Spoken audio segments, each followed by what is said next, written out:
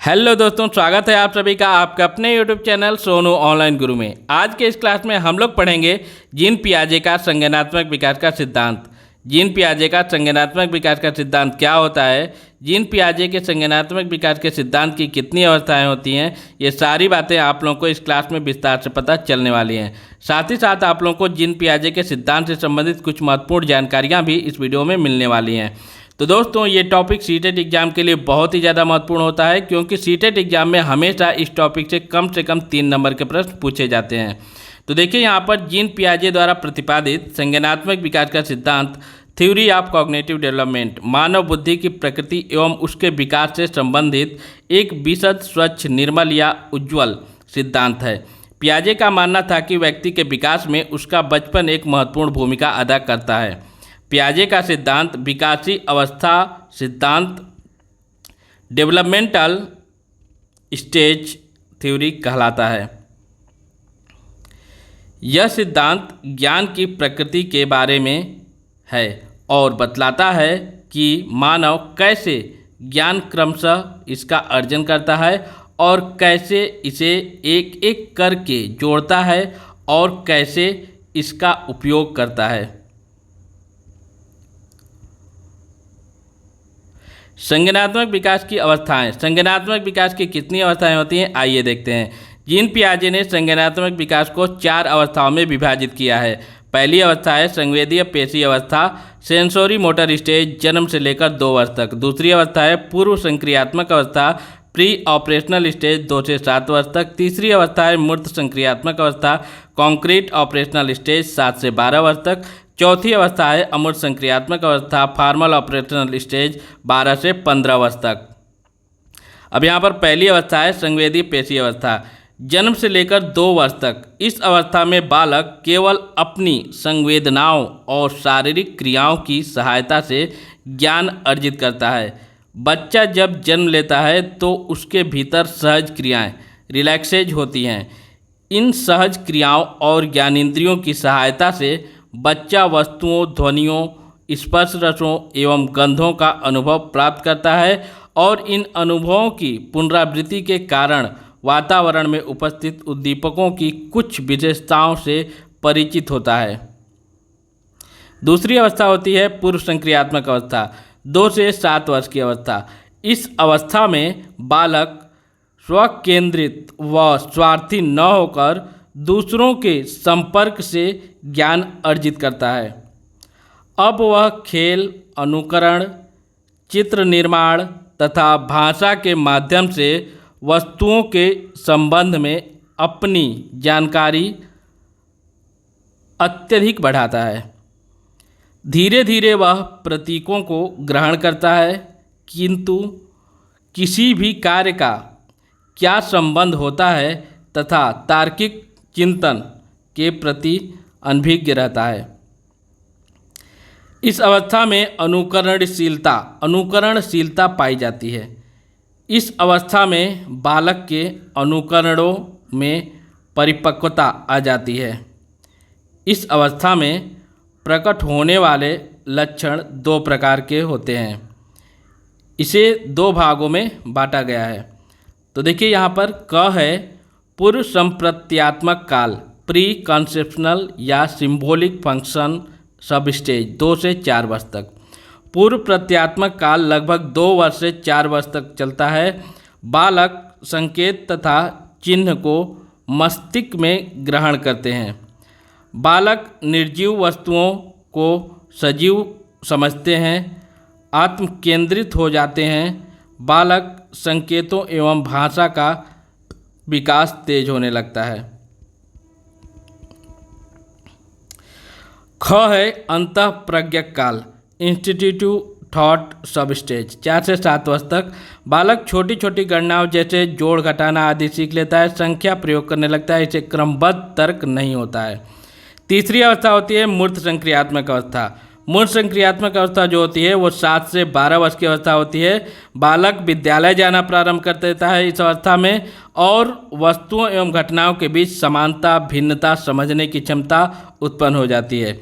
इस अवस्था में बालकों में संख्या बोध, वर्गीकरण, क्रमानुसार व्यवस्था किसी भी वस्तु व्यक्ति के मध्य पारस्परिक संबंध का ज्ञान हो जाता है। वह तर्क कर सकता है। संक्षेप में वह अपने चारों ओर के पर्यावरण के साथ अनुकूल करने के लिए अनेक नियम को सीख लेता है। चौथी अवस्था है औपचारिक या अमूर्त संक्रियात्मक अवस्था। यह अवस्था 12 वर्ष के बाद की है। इस अवस्था की विशेषता निम्न प्रकार है: तार्किक चिंतन की क्षमता का विकास, समस्या समाधान की क्षमता का विकास, वास्तविक अवास्तविक में अंतर समझने की क्षमता का विकास, वास्तविक अनुभवों को काल्पनिक परिस्थितियों में ढालने की क्षमता का विकास, परिकल्पना विकसित करने की क्षमता का विकास, विसंगतियों के संबंध में विचार करने की क्षमता का विकास। जीन पियाजे के संज्ञानात्मक विकास के सिद्धांत से जुड़े कुछ महत्वपूर्ण बिंदु। पहला है, पियाजे के मुताबिक बच्चे सीखने में सक्रिय भूमिका निभाते हैं। वे सूचना पाने के लिए निष्क्रिय नहीं होते हैं, बल्कि वे अपने आसपास के वातावरण से सक्रिय रूप से जुड़ते हैं। नंबर 2, पियाजे के मुताबिक बच्चे अनुभवों से स्कीमा विकसित करते हैं। ये स्कीमा बच्चे के मस्तिष्क में अनुभवों को समझाने और व्यवस्थित करने का तरीका है। नंबर 3, पियाजे के मुताबिक बच्चे अपने मौजूदा स्कीमा को नए अनुभवों के आधार पर अनुकूलित करते हैं।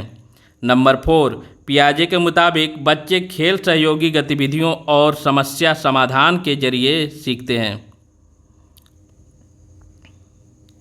नंबर 5, पियाजे के मुताबिक बच्चे के विकासात्मक चरण के बारे में शिक्षकों को पता होना चाहिए। नंबर 6, पियाजे के मुताबिक बच्चे को ज्ञान से भरे जाने वाले खाली बर्तनों की बजाय सीखने की प्रक्रिया में भागीदारी के रूप में देखा जाना चाहिए।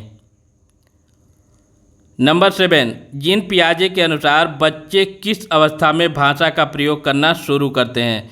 पियाजे के सिद्धांत के अनुसार बच्चे प्री ऑपरेशनल स्टेज के दौरान भाषा का विकास करना शुरू करते हैं।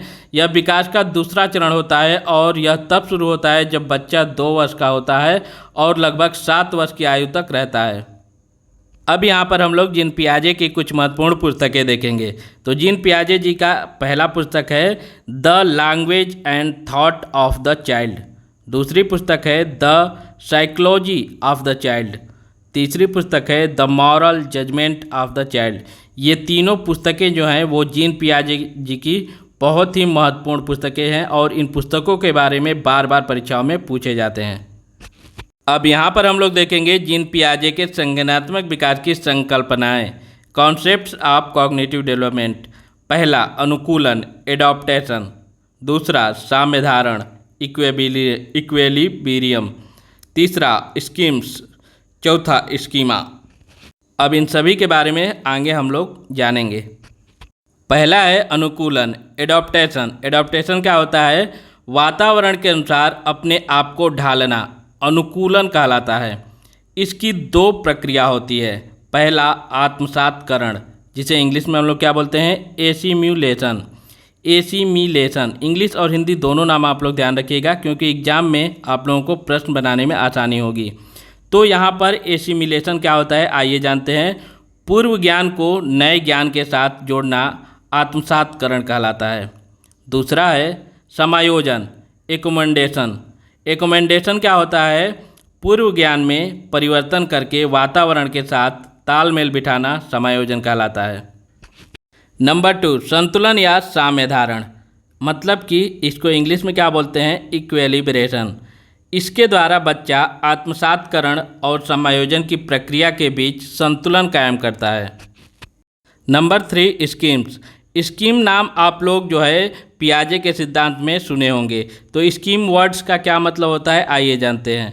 व्यवहार की वह संगठित पैटर्न जिसे आसानी से दोहराया जा सके स्कीम्स कहलाती है। किसी काम को करने के अलग अलग तरीके होते हैं। एग्जाम्पल, जब बच्चे को भूख लगती है तो वह रोता है क्योंकि उसे पता है रोने से दूध मिलेगा। Number 4, schema. जीन पियाजे के संज्ञानात्मक विकास के सिद्धांत में आप लोगों को स्कीमा वर्ड भी देखने को मिलेगा। तो स्कीमा का क्या मतलब होता है, आइए जानते हैं। बालक बालिकाओं की मानसिक संरचना का व्यवहारगत परिवर्तन स्कीमा कहलाती है। शरीर के द्वारा की जाने वाली क्रियाएं, एक्टिविटीज जो बुद्धि से जुड़ी रहती हैं। एग्जाम्पल है, जैसे छोटा बच्चा बाल पकड़ता है, आइसक्रीम चूसता है। जैसे उसको बाल को वह पकड़ेगा लेकिन आइसक्रीम मिलेगा तो उसे वह चूसने लगेगा। तो ये एक तो दिमाग में स्कीमा बना होता है। तो दोस्तों, आपको हमारी जानकारी कैसी लगी कमेंट में ज़रूर बताना।